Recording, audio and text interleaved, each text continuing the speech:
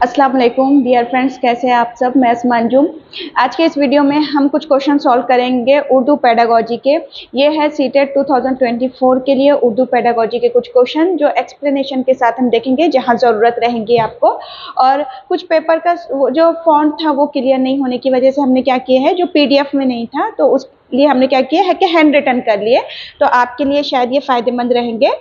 First question है, अब और एक चीज कि अब यहाँ से हम पेपर नहीं करेंगे, हम टॉपिक वाइज क्वेश्चन करेंगे। यानी कि जबान है तो उससे रिलेटेड मादरी जबान है, जबान के उसूल है, डायलेक्ट है, बोली है, मियारी जबान स्टैंडर्ड लैंग्वेज है, क्रिटिकल लैंग्वेज, तनकीदी जबान है। तो हम ऐसे एक एक टॉपिक वाइज करेंगे। तो पहले हम जबान ये टॉपिक से जितने भी क्वेश्चन पूछे गए हैं अब तक पेपर में वो ले रहे हैं। तो टॉपिक वाइज क्वेश्चन करेंगे अब हम। तो ये जबान वाला क्वेश्चन है। फर्स्ट जो हमारा टॉपिक है, थंबनेल पे आपको क्लियर हो जाएगा कि कौन सा टॉपिक है। फर्स्ट क्वेश्चन है, आईने हिंद के 8वें शेड्यूल में कितनी जबानों का इंदराज किया गया है। कि हमारा जो कॉन्स्टिट्यूशन है, इंडियन कॉन्स्टिट्यूशन के 8 शेड्यूल में कितनी जबानों का इंदराज किया गया है। तो वो है 22 जबानें, 22 जबानों का इंदराज है। नेक्स्ट क्वेश्चन है, जबान डैश है, जबान क्या है। कुलियों का निज़ाम, तरसीली निज़ाम, उसूलों से चलने वाला निज़ाम या साइंसी निज़ाम है। तो देखिए जबान जो है तो वो साइंसी निज़ाम नहीं है, इसलिए ये कैंसिल हो गया। उसूलों से चलने वाला निज़ाम है, तरसीली निज़ाम है या कुलियों का निज़ाम है।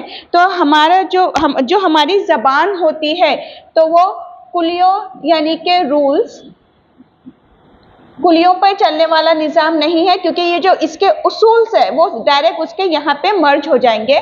तरसीली निज़ाम है, तरसील यानी कि क्या, बातचीत, कम्युनिकेशन,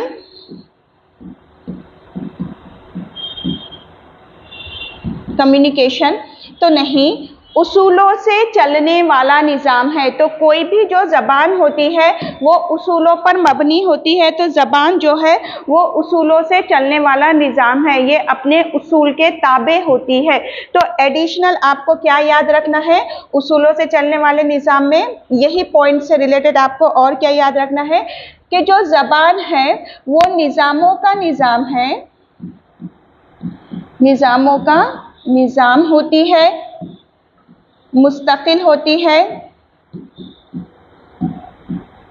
कोई भी जबान, कोई भी अगर आप जबान की बात करें तो उसूलों पर मबनी है, उसूलों पर मबनी है या फिर उसूलों के ताबे होती है, ताबे होती है या उसूलों पर चलने वाला निज़ाम है।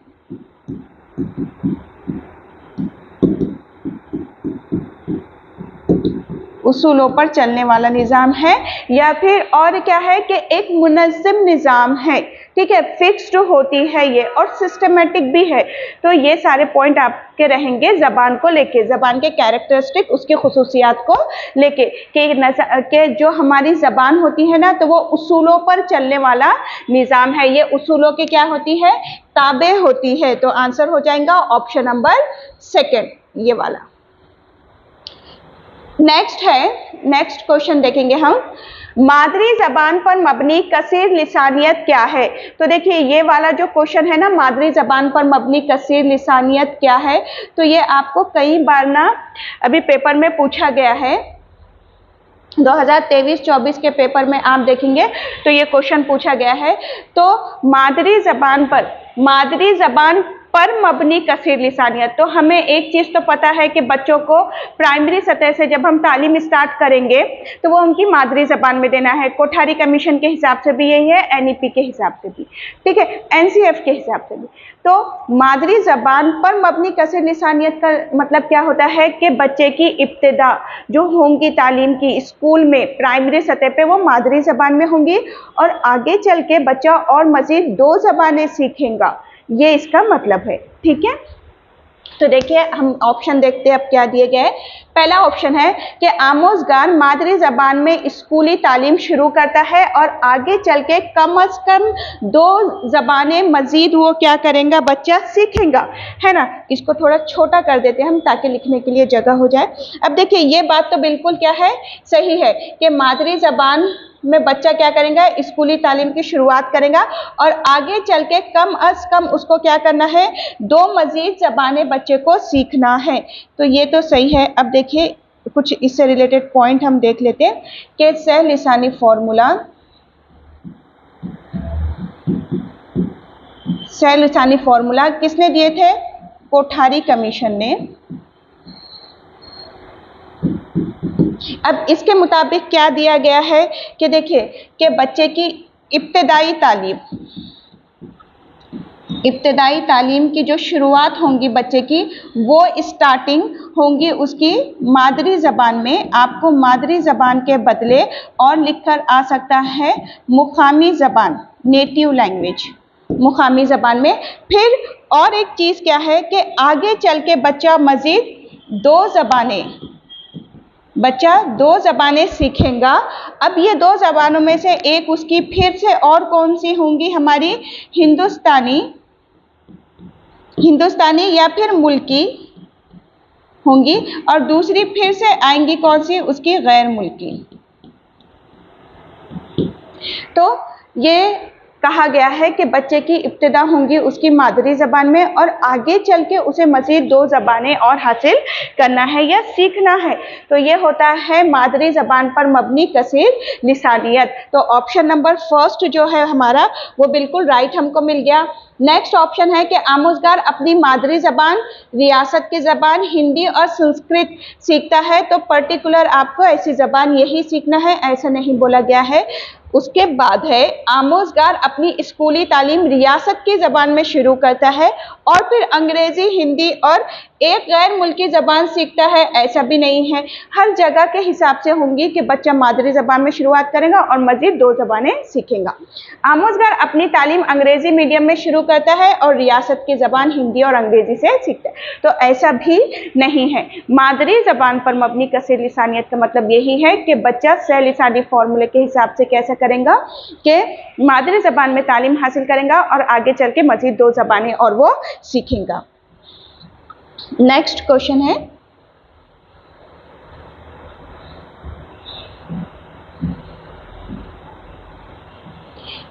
दर्जे झैल में से कौन ज़बान के ख़साइस में शामिल नहीं है, यानी कि क्या इनमें से कौन सी चीज़ है जो ज़बान की कैरेक्टरिस्टिक है, उसकी खुसूसियात जो है ज़बान की, तो ज़बान की खुसूसियात में इनमें से कौन सी चीज़ शामिल नहीं है।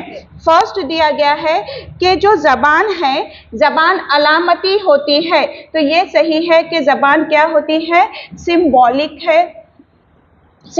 है। तो ये होती है, कैसे अलामती होती है ज़बान।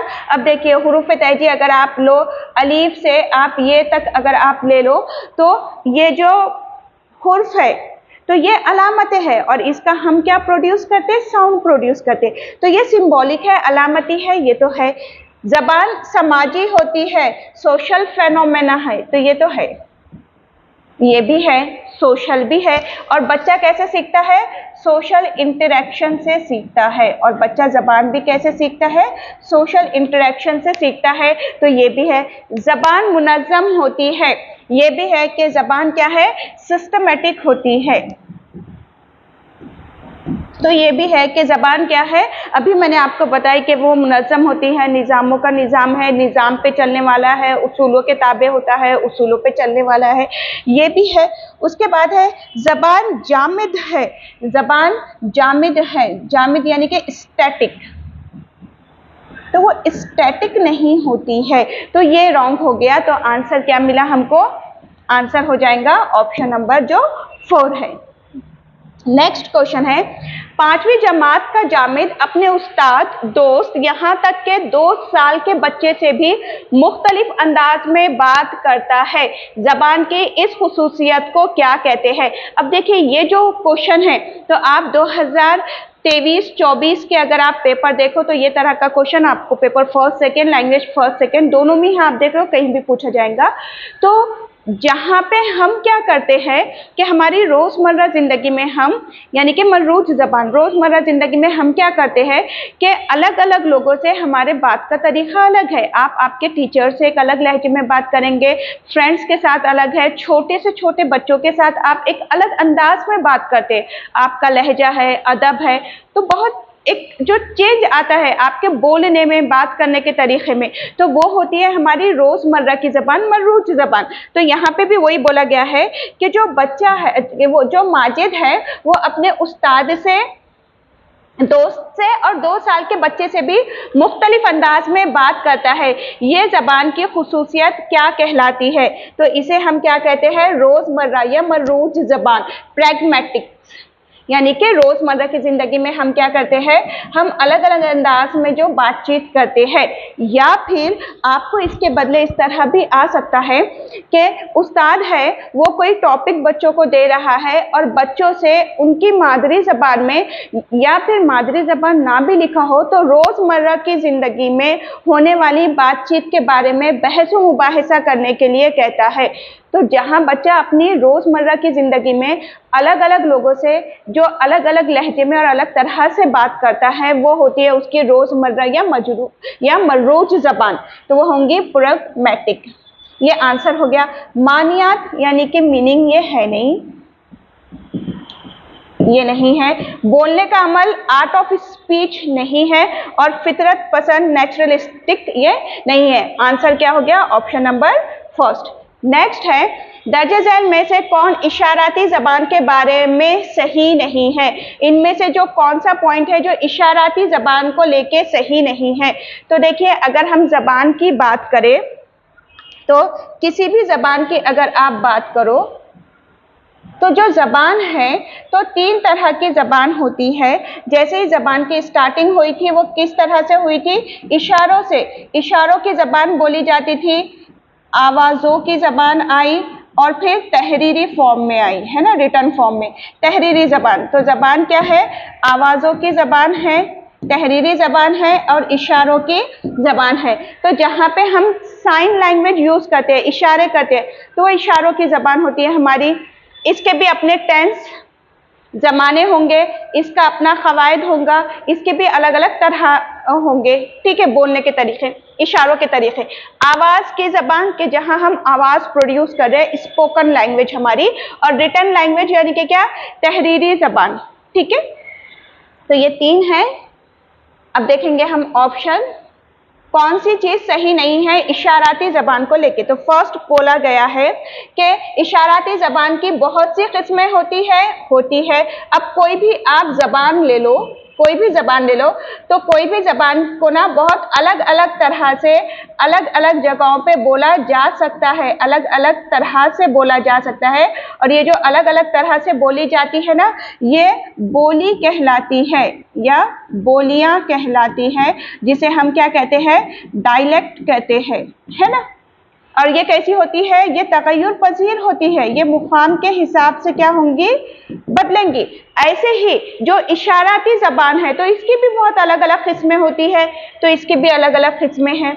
इशाराती ज़बान फितरी ज़बान है, सही बात है, आप फितरी तौर पे इशारे भी करते हैं। इशाराती ज़बान के क़वायद नहीं होते। अब देखिए, यही पॉइंट बोला गया है कि क्या गलत है, तो ये हमारा आंसर होगा कि इसका क़वायद होता है, इशाराती ज़बान के भी क़वायद होते हैं, ये सही पॉइंट है। हमको रॉन्ग बोला गया है, तो वो है कि इशाराती ज़बान का क़वायद नहीं होता है। हर ज़बान का क़वायद होता है, तीनों तरह की ज़बानों का क़वायद होता है, इशाराती ज़बान का भी क़वायद होता है। तो आंसर होगा ऑप्शन नंबर 3। नेक्स्ट क्वेश्चन है,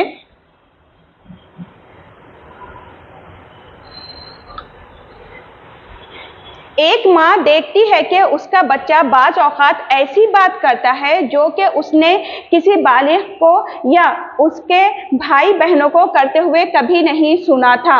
वो तज़बज़ब में पड़ जाती है, यानी कि कंफ्यूज हो जाती है, कंफ्यूजन में पड़ जाती है, क्योंकि उसका मानना था कि बच्चे अपने ख़ानदान और आसपास के लोगों की नकल करके या तक़लीद करके या इमिटेशन करके ज़बान सीखते हैं। उसका ये मानना किससे मुताबिकत रखता है? तो इसका जो मानना है, ये कि बच्चे क्या करते हैं, अपने खानदान से आसपास के लोगों की नकल करके ही जबान को सीखते हैं। तो ये इनका मानना क्या है, तामीरियत पसंदी है, किरदारियत पसंदी है, कसीर लिसानियत है या मुकामियत पसंदी है।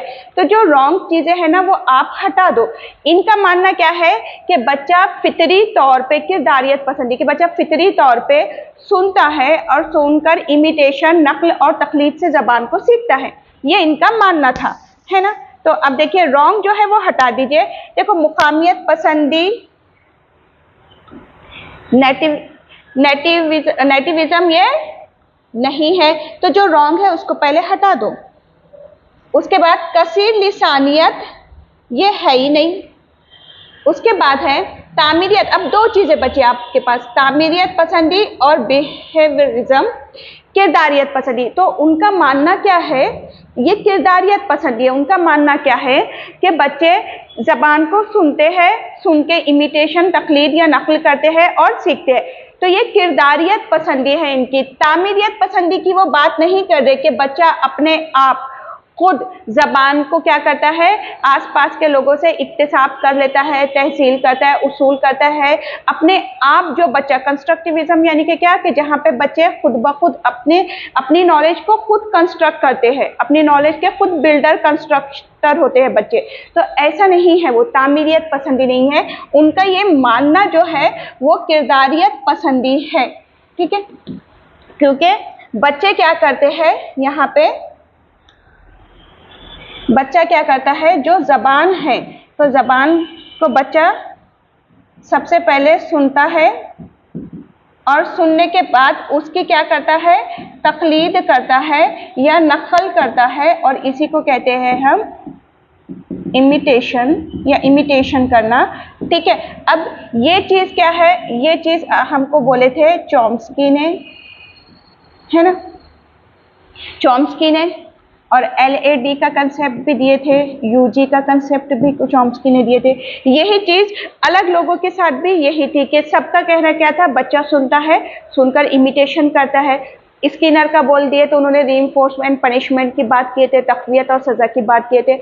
वाइगॉस्की के अलग है कि समाजी तामुल, सोशल इंटरेक्शन।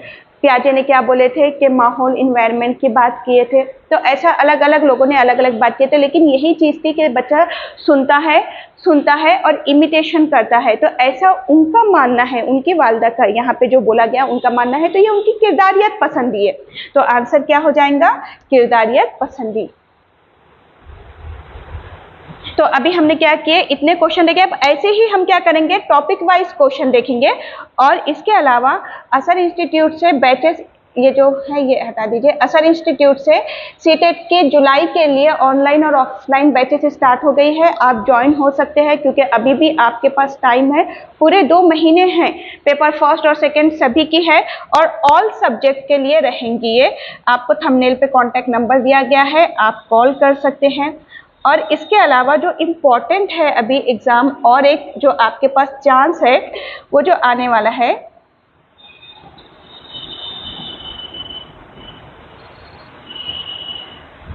वो रहेगा ये एग्ज़ाम